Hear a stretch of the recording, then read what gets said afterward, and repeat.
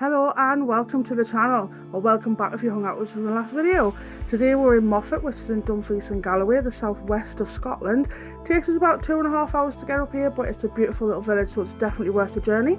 So come along with us as we check out the village today.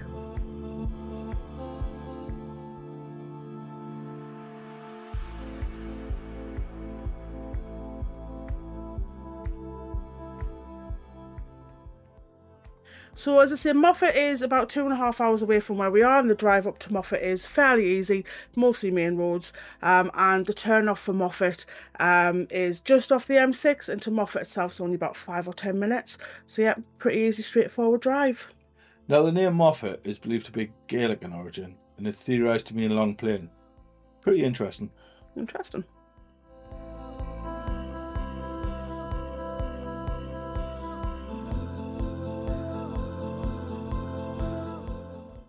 Moffat was a small village until around 1633, when it started to become popular due to the saline sulphurous waters surrounding Moffat, which is stated to have healing properties.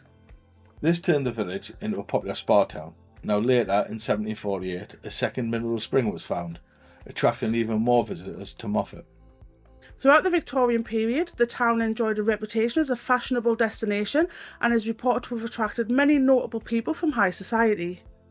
Such as the famous Scottish poet Robert Burns, who was said to have come to Moffat for the waters. He also frequented the local bars.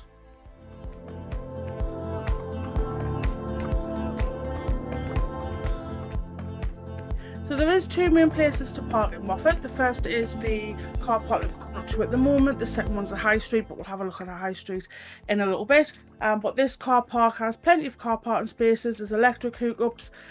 Unfortunately, there's no overnight parking, but there's plenty of electric hookups and things if you need them.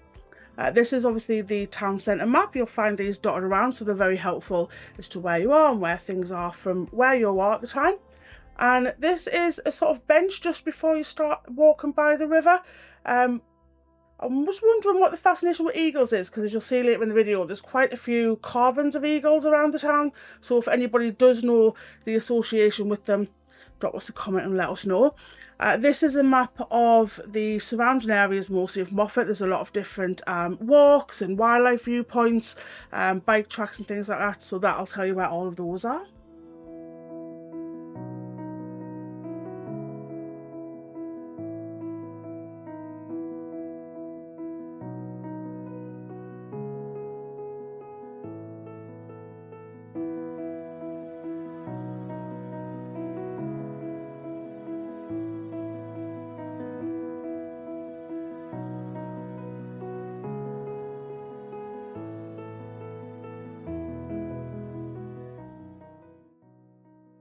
Now, this is a walk along the River Annan, which runs through Moffat. Now, the walk starts at the car park and it goes over the road into the park, but we're going to head along towards the town centre.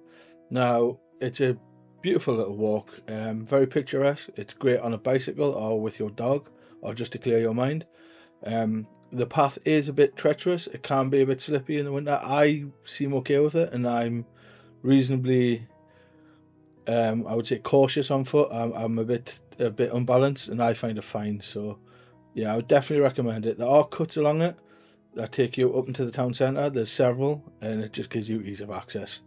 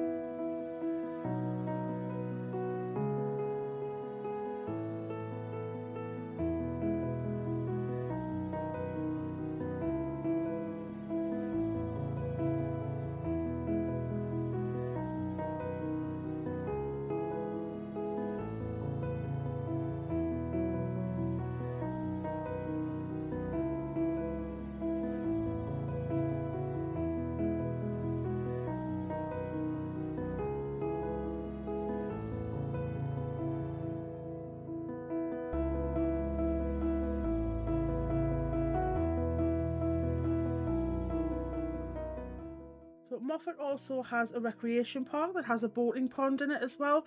Unfortunately, when we were there was quite a lot of children around. There seemed to be a bit of a nursery group in there as well, so we didn't get to take any actual video footage, but we did take some pictures. We've also put in some pictures of the park back in the day, so as you can see, there's not a lot's changed. It's still a very peaceful and a nice little park to walk around. We did manage to find a nice little area, quiet area of the park for the dogs to have a bit of a play around, and they seem to be loving the bass life.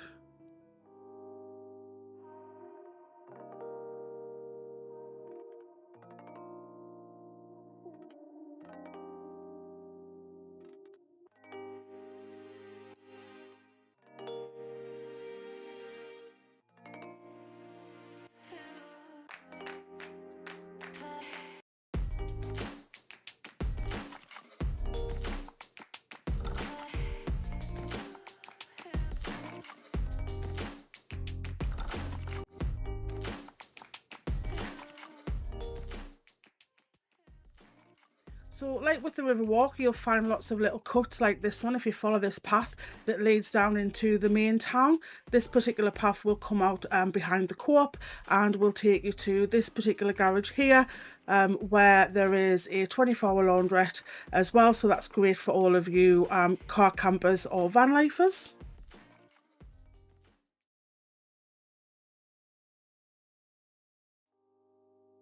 In the 1800s, Moffat was a notable market in the wool trade, and this is commemorated with a statue of a ram by William Brodie in the town's marketplace.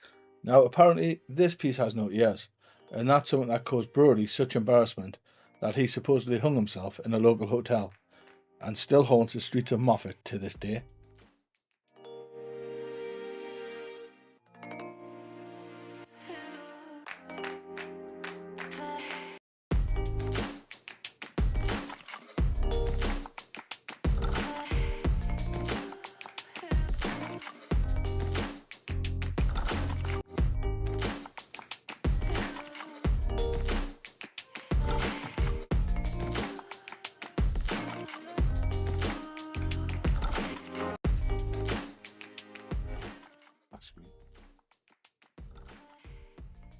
This is the Moffat House Hotel and is located at the northern end of the High Street and was designed by John Adams and is one of Moffat's many B&B's hotels. Now, Moffat is known as Europe's first dark skies town, and it's also known as Scotland's first walkers are welcome town.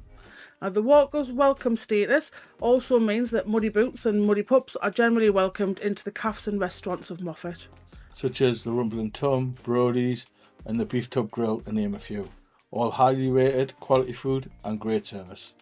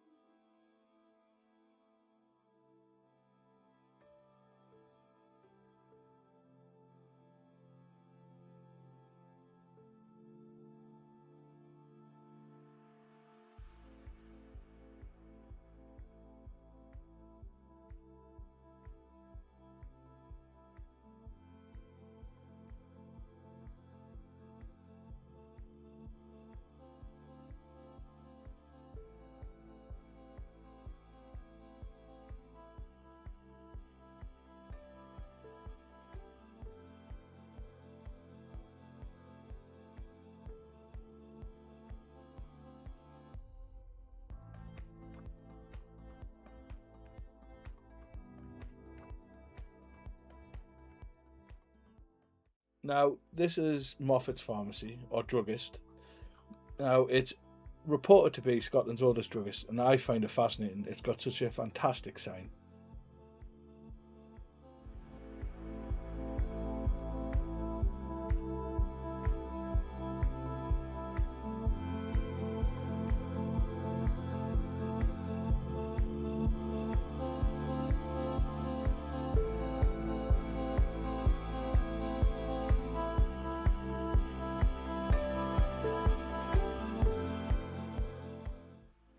So as you're walking down the high street, you'll find lots of lovely little cafes where they make their own ice creams, a lot of them. So it's definitely worth trying that out. There's also lots of lovely little shops. A lot of the shops have lots of charm and character, and their products are usually either made in Moffat or the surrounding areas of Moffat. I'll be honest, I've never been in one where we haven't had a lovely warm welcome. Each one has its own individual charm, so it's definitely worth checking them out and hopefully support some local businesses.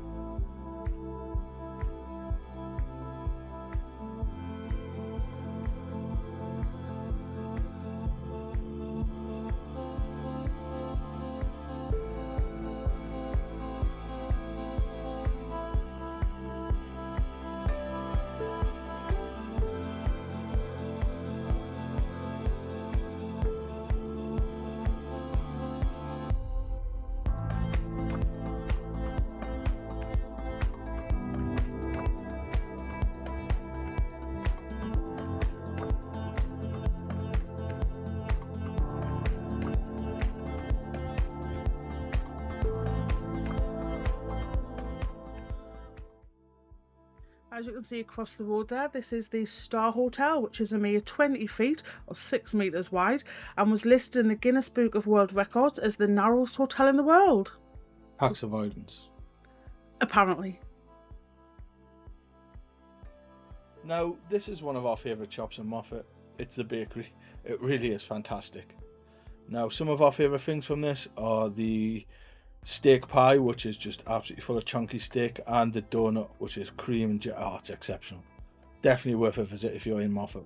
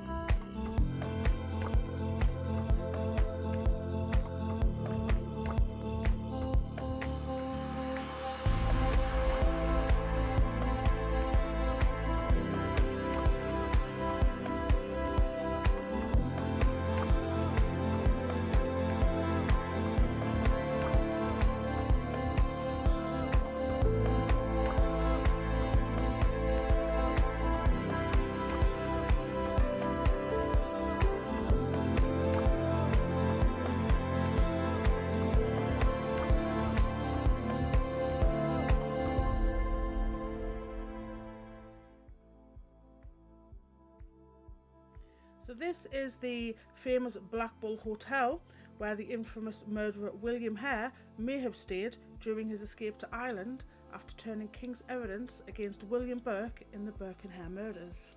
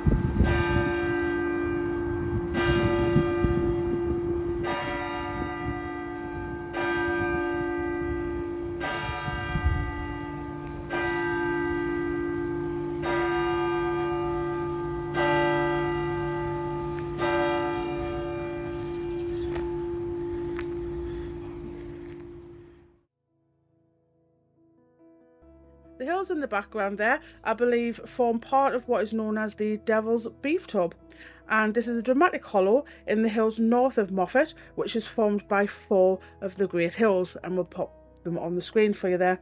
The unusual name derives from its use to hide stolen cattle by the border raiders of the Johnson clan, who were referred to by their enemies as devils. The name may also refer to the resemblance of valley bears to a tub used for preserving meat.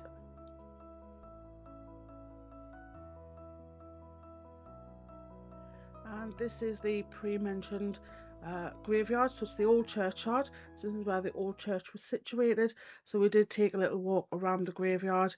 I did find it interesting, but also in places a little moving.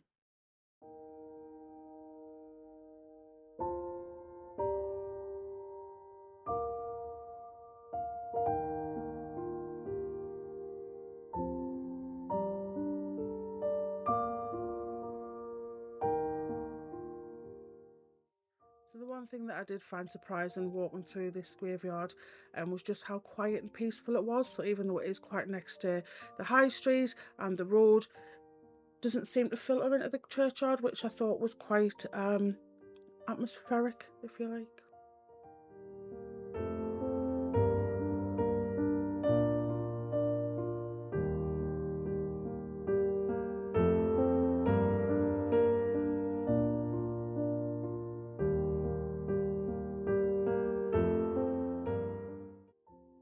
So as you're walking through the cemetery, I don't know about anybody else, but I find it, I don't know if relaxing is the right word, but it's that type of place where you just feel like you can just take a breath.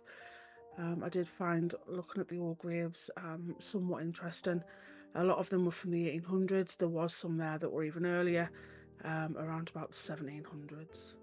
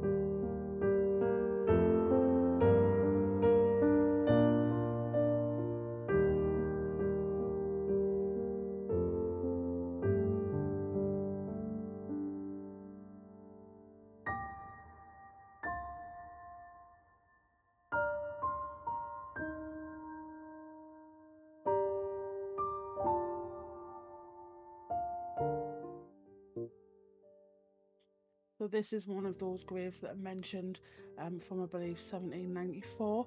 It's a little bit sad because it is a grave of 2 children, so it does kind of just give you that realisation of what the mortality rates were like back in the day, so it can be a little bit upsetting and a little bit moving.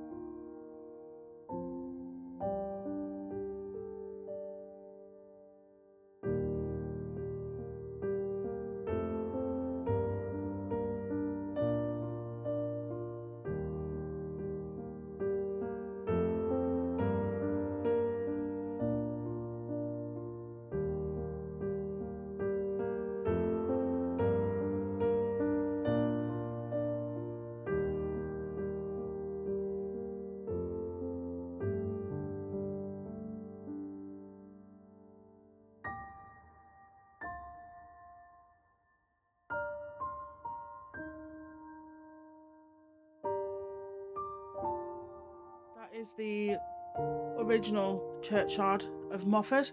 Not for everybody, but if that's something that you find interesting, it's definitely worth taking about 10-15 minutes to have a walk around and just pay respects to people of the past.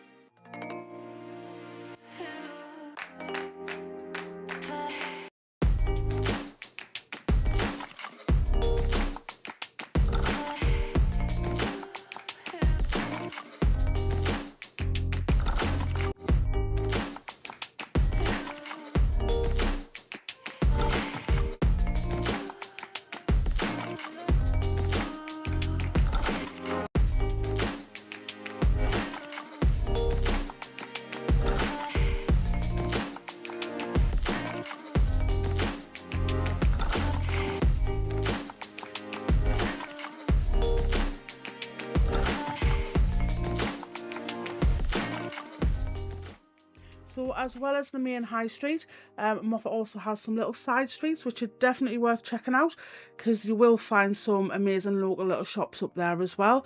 As you can see to the left there, there's a local butcher's, which always seems to be busy and have people in it.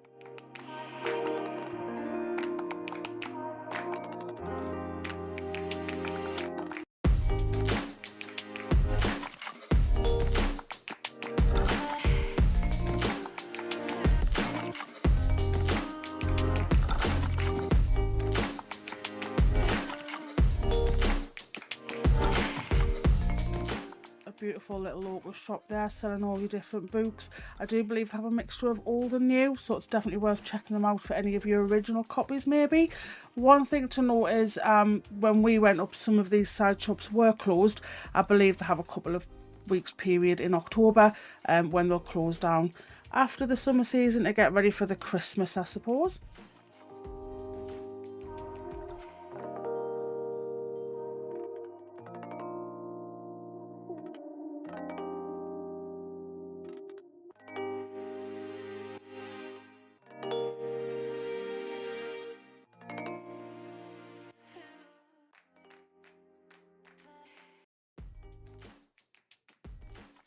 As you come up the street there, as you see, there's a couple of other little local shops there, and then you've got a Chinese which gets pretty good reviews, so maybe next time that we're staying in Moffat we might have to give that a try. But as you come up the street again, you can see all of these lovely little antique shops. This shop in particular, Michael was very taken with. You do find quite a lot of antiques, and I have a relative that collects miniature cars, so we did manage to get him a couple of nice ones that he didn't have from there as well.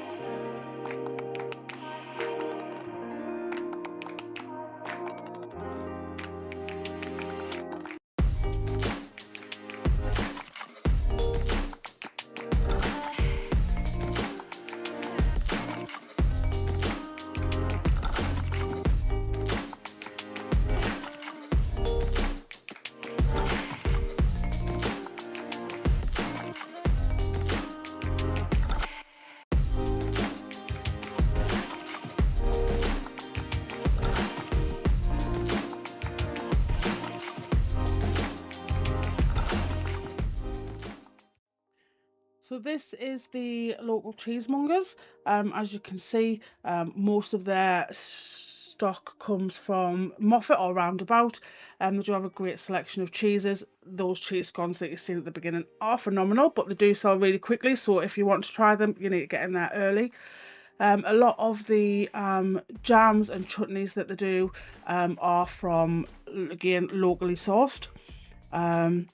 My apologies here, I got distracted by something shiny. But yeah, so everything that you're seeing here, or the majority of which, is sourced from Scotland, and a lot of it from the local area. I didn't do much filming at the cheese counter. That was just because obviously the shopkeeper was in there and I didn't really want to encroach too much. But yeah, just a few little shots of the type of products that you can get from this little store.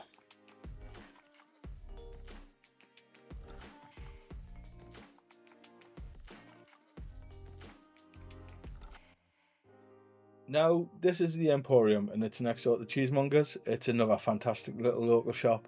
This one's full of cool antiques, plates, you can see, old ornaments. There's fire pokers and old irons in the window, which we are looking at the moment. They have an incredible pair of knockers in the window too, you'll see in a sec.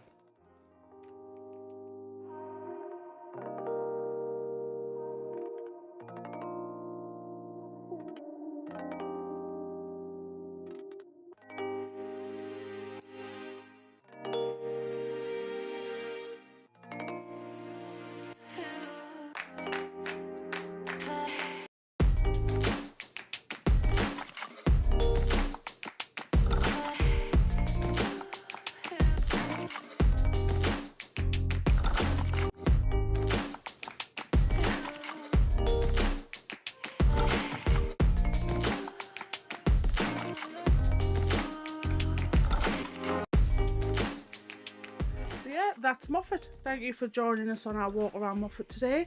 As always, we're going to give an overall accessibility rating, which we've kind of had a bit of a discussion about, and we've put that at around about a 7 out of 10. The reason being that while it is a fantastic place to visit and for the most part is quite accessible with mobility scooters and wheelchairs, obviously it is old, so a lot of the shops are not quite as accessible. They are fairly small, but yeah, overall that's what we would say. We hopefully are going to come back up in sometime in December when there's a beautiful little buffet that we're going to be looking at staying in for a couple of nights. So if there's anything that you've seen in this video that you want more information about, do drop us a message and we'll see what we can do for you. But thank you for joining us today.